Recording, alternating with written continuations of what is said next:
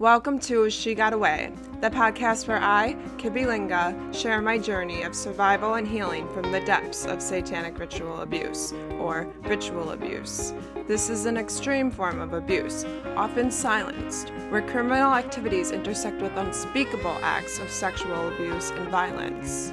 This podcast is for anyone with an open mind who doesn't get triggered by evil. Welcome. It won't be all gloom or doom.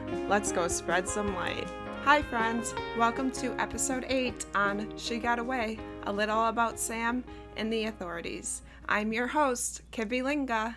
Today I'll be sharing a little about Sam, an 8-year-old victim, and a little bit about my experience with the authorities, or law enforcement. I actually already recorded the episode, and now I'm making the introduction. After I listened to the episode, I realized I wanted to tell you guys a couple things before you watch or listen today. First is, it may be a little confusing because I'm not ready to talk about Sam, and then I talk about Sam. I only shared about half of the story that night, not all of it. I wanted to dedicate the 8th episode to Sam because Sam was 8 years old. Sam was an 8-year-old victim. So today's episode is in honor of Sam, even though I don't share the whole story of that night.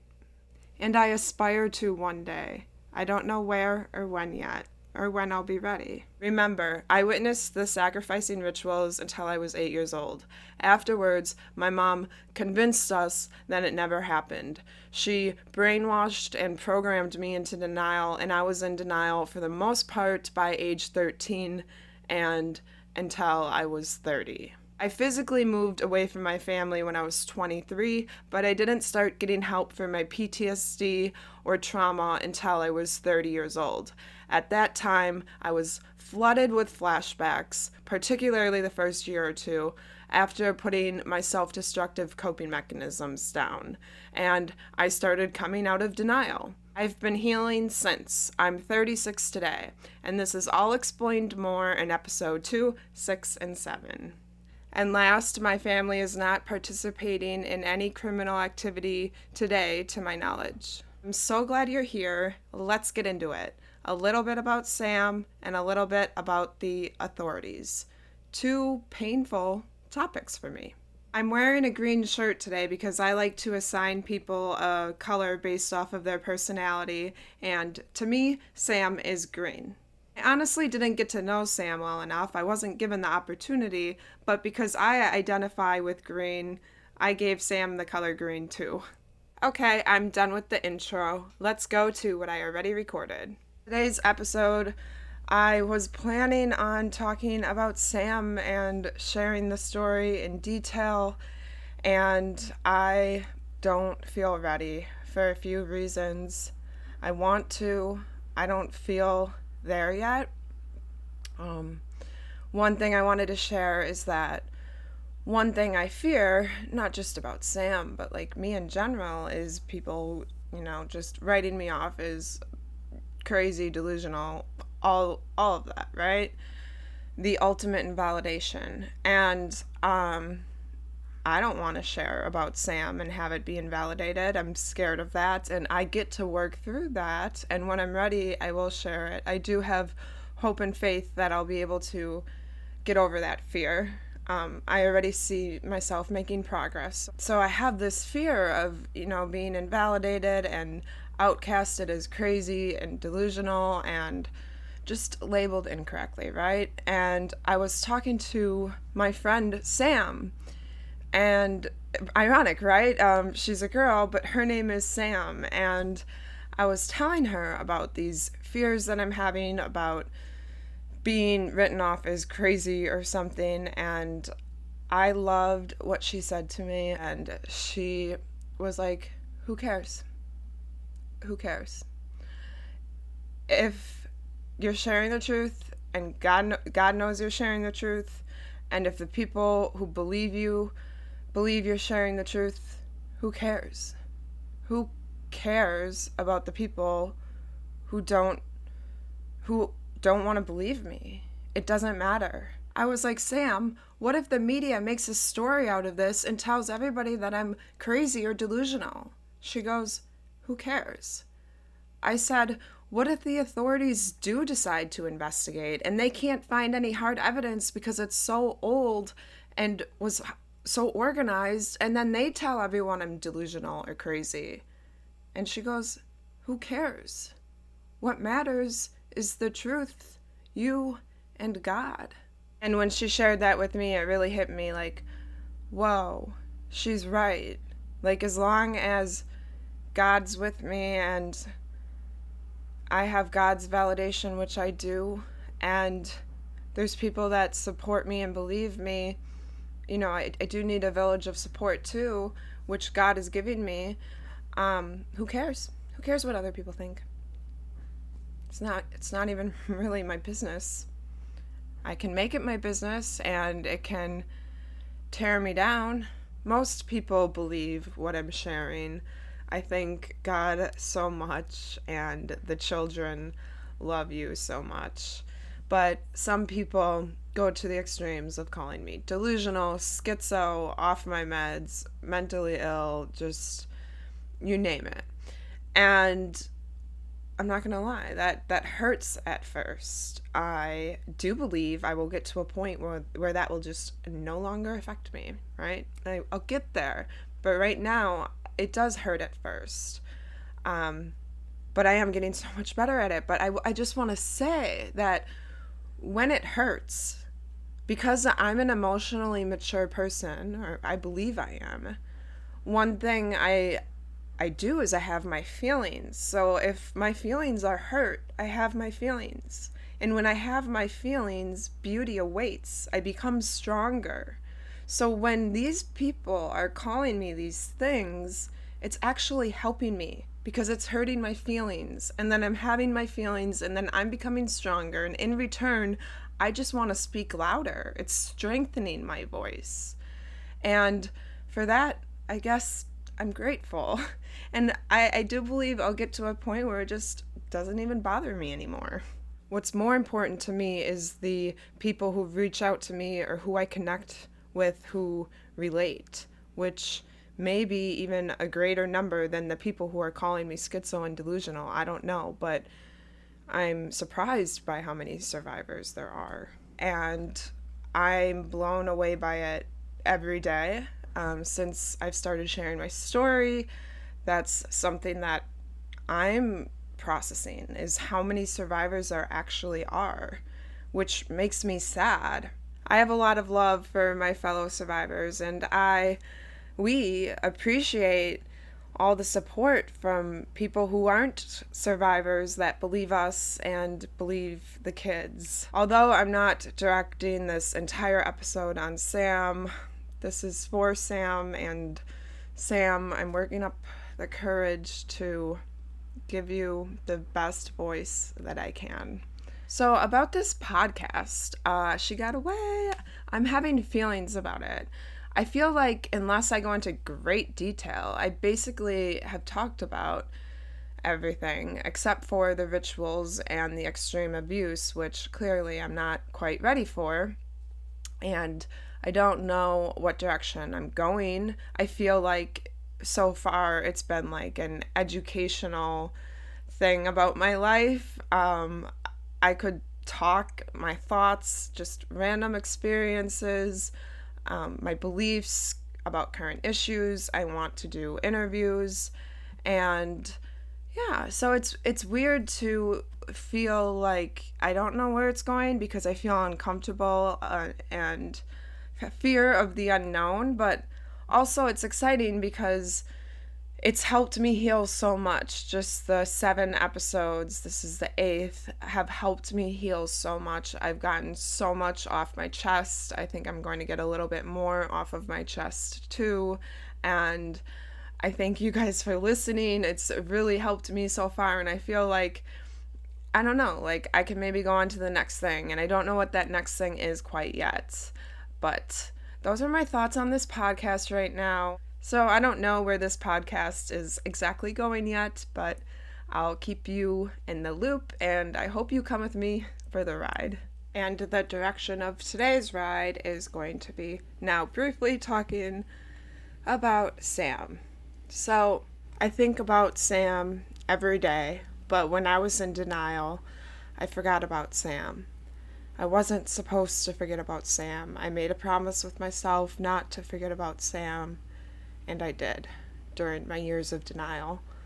But I guess I didn't really break my promise because I remember him today. But I feel bad, I feel shameful, I feel embarrassed, I feel like I'll be discredited because I forgot about Sam for about 15 years. I also feel bad for Sam because I, I, I, I wasn't supposed to forget. I want to honor Sam on the 8th episode because Sam was 8 years old. The other victims were younger, much younger, like one or babies or infants. But Sam was 8 years old. Sam is also the only victim I got to meet. And so here we go. Sam in a nutshell. When I first started remembering Sam, it was a point in my recovery where I was being flooded with flashbacks, and I think the reason why is because I put my self-destructive coping mechanisms down, like my disordered eating, and those coping mechanisms helped me stay in denial. So when I put them away, for me, the flashbacks came up. I also had a lot of support. I was in multiple 12-step programs, therapy. I had my higher power, who I choose to call God, for support, and my supportive friends. And while these flashbacks were coming up, which there were so many and I felt flooded, it was a very intense time of my recovery. And then this big flashback came up, which was scary and so painful, where I started to remember Sam. So my first big flashback about Sam happened, I think the exact date was March 30th of 2019. It was the same year most of my flashbacks came up. And I had spent the night at a friend's house, someone within my support network, so someone who I could talk to about these things. And the next morning, I went home because I was going to go to work. So I was preparing my lunch for the day for work, and I was cutting up turkey sausage, and I ate a piece of the turkey sausage, and I got so triggered. I don't know why this time and not any other time. I ate meat before, but I got so triggered. I just at this point, I was already starting to experience flashbacks. So it wasn't like what's going on. I knew it was a flashback, but so I get so triggered, and I fall to the floor, and I'm sweating, and I'm what's going on? What am I remembering? What is this feeling? Something is happening. And I'm I want to spit it out, but I'm not going to spit it out because I'm not doing that anymore, because that was one of my coping mechanisms, was chewing up food and spitting it out. And by that time, I had already put it down. And so I swallowed it, and I got so triggered. And I remember just having all this sweat, and I'm this is a flashback. I'm too afraid. I don't want to go into it. I don't want to know. And I couldn't handle it. I went back to my friend's house, and I'm on her couch or somewhere in her living room, just sweating bullets, and I'm totally not in the year. I'm remembering it happening, and just I started having my first visuals and emotions about the night of Sam. And it was so bad that she called my job and was she's not coming in today. And she took me to the emergency room because it was I couldn't, I wasn't okay. And so I went to the emergency room, and I'm hey, I think my parents, killed and ate people, but they didn't seem to care at all. So they just put me in a room, and I sat there for 3-4 hours, and I think after the first hour, I snapped out of it and it was just a waiting game. But it was so intense that I went to the emergency room. When I say I was not okay, I was shaking, I was sweating, I was crying, I was heartbroken. I could feel that there was something heartbreaking for me to face, and I was starting to see it, and it crushed my heart. And I started painting about him to start processing it more. I was remembering it more, sharing it with my support, my higher power, who I choose to call God. That really helped me remember and process it, and start to have feelings about it, because I didn't have feelings about Sam when I was a child, when it happened. So I have gotten to start to have my feelings about Sam in recovery. I say start because I'm not finished having my feelings about Sam and that night. I don't know if I ever will be. It was the most traumatic night of my life. Anyways, when the flashback started coming up, I some of the first things that I remembered was us eating candy apples with Sam that night. And I remembered like buttered rolls. So we had dinner with Sam. My mom called it the Last Supper, and I wish I wish I knew that it was a sick ritual coming, but yeah, I just remember her saying that tonight's the Last Supper before Sam came.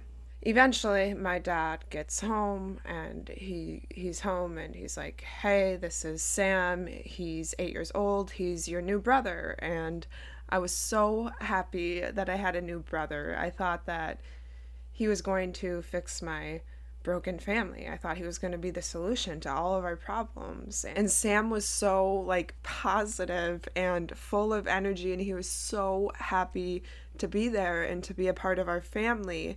And just a couple days before, my family and I went to this show which gave a souvenir that, like, if you shook it, it lit up. And Sam and I and my younger sister were playing with these lights, and Sam loved the lights so much, and he talked about lights a lot throughout dinner. I don't know if he was inspired by the souvenir, but that night Sam was really passionate about lights. It made Sam happy, and dinner was happy. I had a great time at dinner. It was a good dinner. And then after dinner, like so quickly, Sam was tied up, and well, um, we were like in this hallway at where we lived, so it was at home, and my mom was behind me, and she gave me a knife, and she told me it was my turn to do it, and I had to do it. And at that point, I realized what was going on, and I thought about it, and I was like, okay, I'm not going to do it. In the moment when I was thinking, I thought if I wasn't going to do it, either something really bad was going to happen to me, or Sam would get let go. So I didn't do it. I was 5, almost 6 at the time. Sam was 8, and so I didn't do it. And another thing I thought she might do was make me do it, but she didn't. I don't think that was good enough for her. I think she wanted me to do it with my will. And so, honestly, I think the worst thing ever could have happened. And that's it. Like, the worst thing happened. I didn't have to. She didn't force me to do it. She made somebody else do it. And that's where I just freeze right now, because it hurts so much.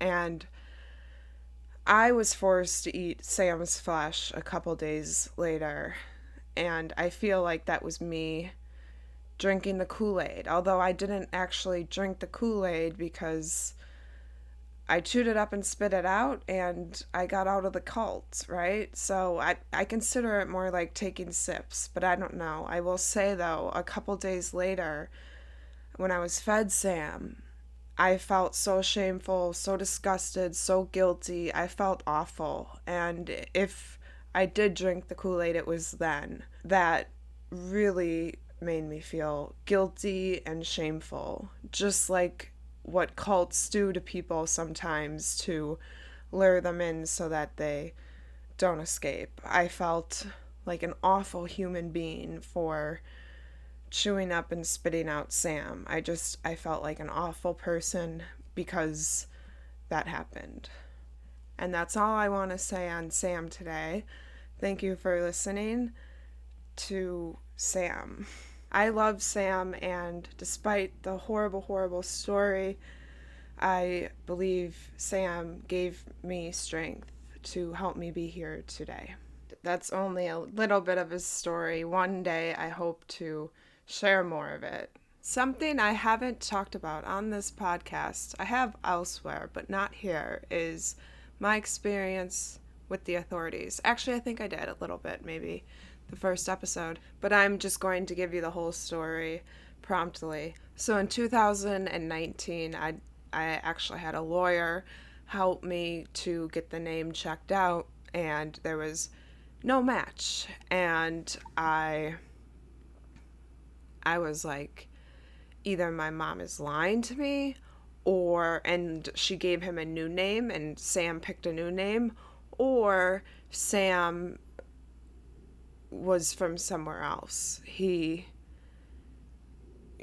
don't know. And this was in 2019, like not even a year into my recovery. I didn't know about our world's current condition on child trafficking. I didn't know about how corrupt our system is. And since I've learned and I realized that Sam was likely from a broken home and paid for or exchanged for, his biggest clue being his behavior, that he was so trusting as an 8-year-old to be a part of a new family. He was so trusting and excited to be there at dinner that night.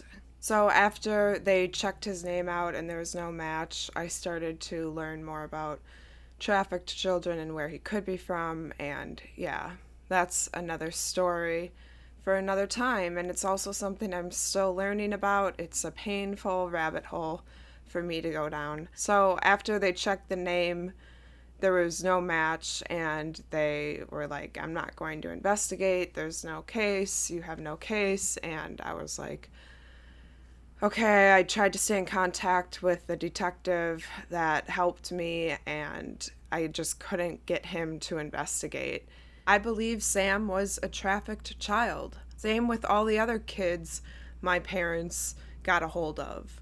I think my mom is too smart to let my father go and get someone from the park or the public. He also told me that if someone else within the cult came forward, he would likely investigate. I reached out, I tried, including my sisters. They're all in denial. They're in deep denial about it, actually. And this was when I was going through recovery, right?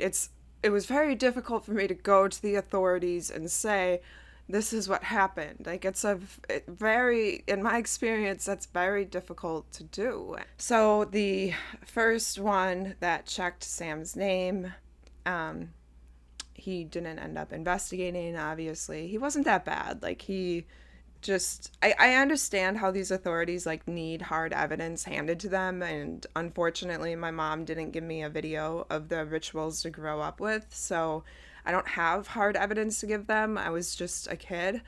I get that. I absolutely think that they should have more training with satanic ritual abuse, Ramco, whatever you want to call it. These authorities seem to not have a clue about what it is. I also think the authorities, in my experience, don't understand denial. For example, this one thought it would be easy for me to get somebody else to come forward, and whoa, Like, let's think about this for a minute. So many people go their whole lives in denial about sexual abuse, emotional incest, any type of abuse, right? The lucky ones remember it and face it, in my opinion. And we're talking about people coming out of denial about their parents sacrificing babies. That was so hard for me to do. And I moved away for 7 years. I moved to the West Coast. I was far away for 7 years, and I don't think I could have recovered without those 7 years of being far away. And all these other victims are still close with their family, and I it they just don't understand denial, in my opinion. So I don't know. I wonder, like, why isn't this issue trained more to these authorities? Not only the issue, but the behavioral patterns around it. For example, the denial. So that was my experience with the first authority I reported to. The second city I would have had to go in person. I didn't want to jeopardize or risk my mental well-being, so I filed a report with the third city that would take it over the phone. That was the same city that the church was in. We also lived in for many years, a very small city. And for that report, I gave because I want my side of the street clean. I feel like the right thing to do is to report it. I wasn't expecting an investigation because I already had that experience with the other authorities, and I realized it doesn't work like that. You can't just go up to an authority and say, I have memories, and expect them to investigate, which is unfortunate, but that's been my experience. So going to the second one, I figured he wouldn't investigate it, but I was doing it for me, for my recovery, for my conscience, and for my heart, because I felt like it was the right thing to do. And this second report I made, this one hurt, this one burned, and I'm still having my feelings about it, and that's okay, because I know in the end it will make me stronger. When I report these things, my anxiety goes to like 99%. It's so difficult for me, and when I reported this one, I remember expressing concern for it maybe being transgenerational. I don't know. Like, I expressed child abuse often is transgenerational in some way. Like, we don't know. And I also expressed many times how my sisters are in denial. I told him it's hard to come out of denial about such a thing. And so he took the report, and when I received a copy of it, it was very painful because what it said was that I made these allegations, and he called my older sister, someone who's in denial, who calls me crazy, delusional, on drugs, all these other things. The last time I talked to her was 2019. He called her to fact check someone I was expressing concern about for being in denial, and maybe even, who knows. This is what the report says, but without sharing names. I contacted Kibby's sister. Kibby's sister told me Kibby has several mental health issues and a drug problem. Kibby's sister was aware of Kibby's allegations as she's made them in the past. No further investigation to follow. And I was wondering his critical thinking, or his thinking like, wait, what? And so I actually finally got a hold of him this week. I've been wanting to ask him, like, where's your thinking in that? So in short, this is what he said when I asked him about his thinking, about his decision to call my older sister. So contacting a family member when I feel that there's a possible mental health issue that needs to be addressed, I don't think there is anything wrong. Okay, so that shows his stance. He thinks I have mental health issues, or thought I did when I reported it. And I've heard of other SRA survivors going to the authorities and them thinking the same thing. That doesn't see satanic ritual abuse or this type of abuse for what it is. He appears to deny it to me. Or ritual abuse, Ramco, whatever you want to call it. This is the only type of abuse that I know of that has so many names, yet a big chunk of our world denies it. The first authority that I reported with didn't imply that I was mentally ill.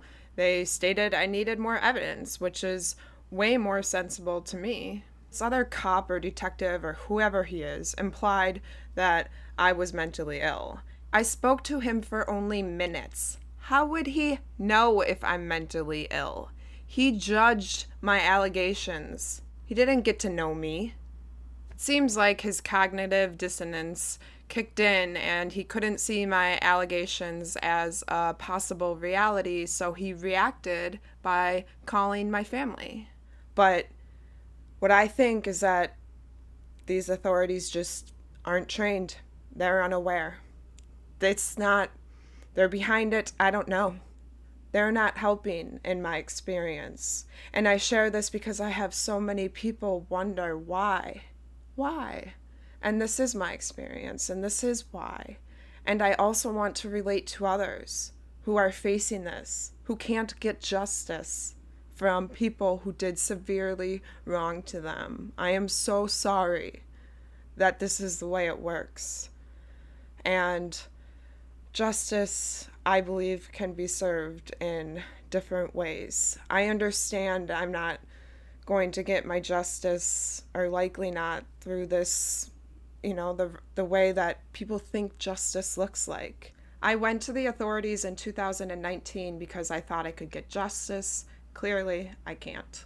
It's not that easy. And authorities, if a survivor comes to you and bravely makes a report about their family abusing them and them still being in denial, please don't call someone within that family for a welfare check or to fact check. Also, please don't call brave survivors or imply that they're mentally ill, because you don't know. This particular cop literally told me he was going above and beyond by calling my family for this welfare check. That sounds very manipulative to me.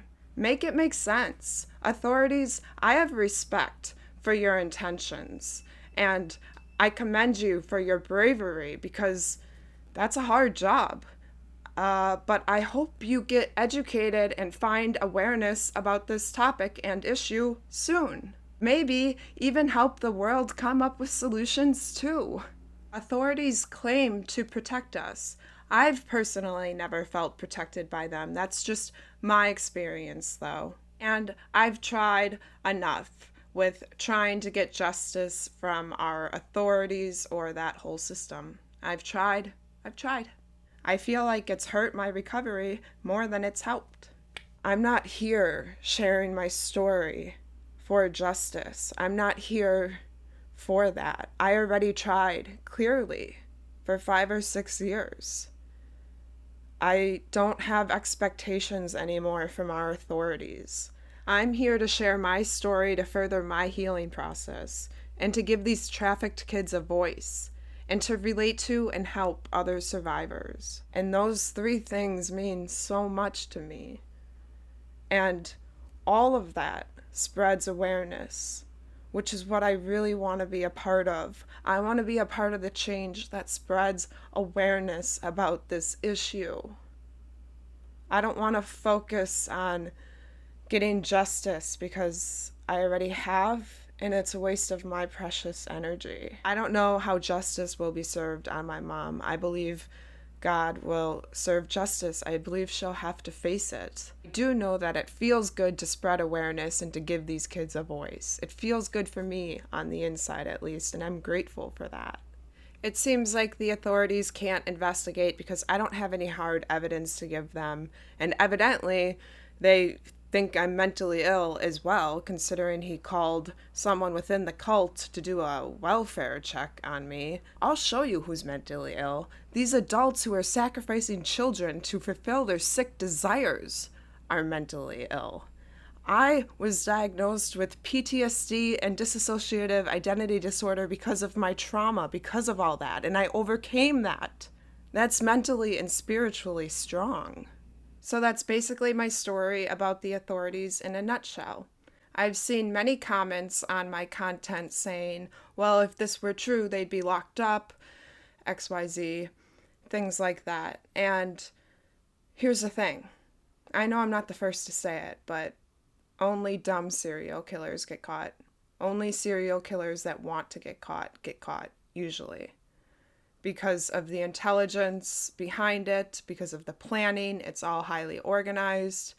So that's just my opinion, and today I'm sharing my experience with my interaction with the authorities. It's not my experience that the authorities have jumped on this issue and been like, I'm here to help and investigate. No, and also not the experience of many other survivors who reach out to me or who I connect with. They want hard evidence. Where are we supposed to get that? We were just kids. Our parents didn't give us anything to grow up with to turn into law enforcement later. Anyways, I think this world needs to wake up to this issue, and thank you for being here and helping us wake up. Even just since I started speaking out, guys, so many people are messaging me relating. It's the only type of abuse I know that has so many testimonies, so many different names, yet is listed as a conspiracy theory. Another thing is, I come from a middle-class family, and as far as I know, was not connected to any high-profile people or the elites. Based off of my observations and my experiences, this type of abuse is not just in Hollywood or Hollyweird. It's sprinkled everywhere. I feel like corruption is everywhere. There is hope, though. There's more people talking about it. There's more people waking up to it. Things are different in 2024 than they were in the late 90s, early 2000s. We can reach so many more people on social media, for example. Things are looking good. I'm feeling hopeful about this issue. Although I might not see it turn around in my lifetime, I hope that it does. And I feel awareness is the first step to any problem in my personal life, and that's why I want to be a part of the change that spreads awareness. To wrap up my experience with the authorities, to me it seems that they think or believe I'm mentally ill, which tells me that they're just uneducated in this area to make such a quick assumption. And also that I'm not alone. I know other survivors where authorities said or implied the same thing, that they were mentally ill or crazy. And I guess, evidently, these authorities need hard evidence, handed to them, which is out of my control because I don't have hard evidence. So I guess the authorities just can't help me. Well, friends, that basically wraps up today's episode. I feel like I got more off of my chest today, helping me heal. Healing is a beautiful thing, in my opinion. Both of the topics I talked about today are heavy topics for me. Both of them have hurt me, and I get to work through that and become stronger. Anyways, I hope you all have a great day, and join us 2 Mondays from now, Monday, August 4th, where the topic will be, I have no idea. It'll be a surprise, and I hope to see you then. I love Sam. I'll never stop talking about or loving Sam. When I was a child, I dreamt of sharing my story and explaining what happened. I appreciate you being here. Until next time, bye. She got away, she got away, she got away, oh, she got away, oh, she got away.